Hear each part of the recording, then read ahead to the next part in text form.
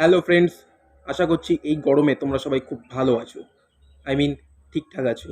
তো যাই হোক, আজকে আমি আয়নার সামনে একটা লুক নিয়ে দাঁড়িয়ে আছি, কারণ আজকে আমার রয়েছে একটা নিমন্ত্রণ, সেটাও আবার বিয়ে বাড়ি। এই গরমে ভাবা যায়? তো সেজন্য আজকে আমি একটু চুলটা কাটিং করব। আর বাইরে বেরোতেই দেখলাম এক ভয়ানক দৃশ্য।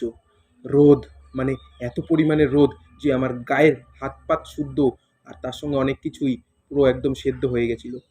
তো যাই হোক, আর সেলুনের সামনে যখন এসে দেখি গরিবের গোপাল ভাঁড় যাচ্ছে। যাই হোক, আমি কাকাকে বললাম, কাকা আর কত দেরি? তো তারপর বলল, এই তো হয়ে গেছে, দাঁড়া ভাই। দিয়ে লাস্টে শেষ পর্যন্ত কাকার মানে যে আরেকজন কাস্টমার ছিল তার প্রায় হয়েই এসছিল কাটিং।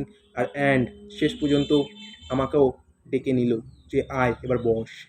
তো শেষ পর্যন্ত আমি বসবো বসবো ভাব, বসার অভাব এইভাবে নিয়ে শেষ পর্যন্ত আমিও তৈরি হলাম আমার এই পুরনো চুলকে বিদায় দেওয়ার জন্য। গাইজ, 4 বছর রিলেশনে থাকার পর ছেড়ে গেছিল সে।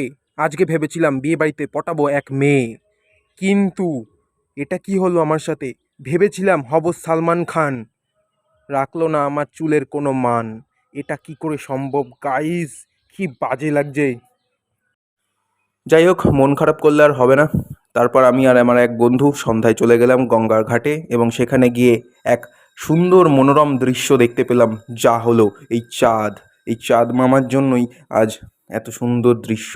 যাই হোক, আমরা এখানে আসলাম, একটু মজা মজা করলাম, তারপর রেডি হয়ে চলে গেলাম বিয়ে বাড়িতে। এবং সেখানে গিয়ে দেখি কত সুন্দরী সুন্দরী কন্যা আমার সামনে দিয়ে ঘুরে বেড়াচ্ছে যেন স্বর্গের অপ্সরা। কিন্তু একজনও শালা আমার দিকে তাকালো না, আমার মুখটা এতই বাজে।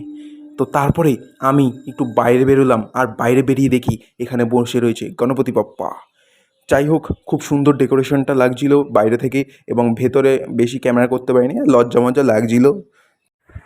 সরি গাইজ, কালকে ভেতরে কি হয়েছে না হয়েছে কিছুই দেখাতে পারিনি তোমাদেরকে, একটু প্রবলেমের জন্য আমার শরীরটা খারাপ করেছিল।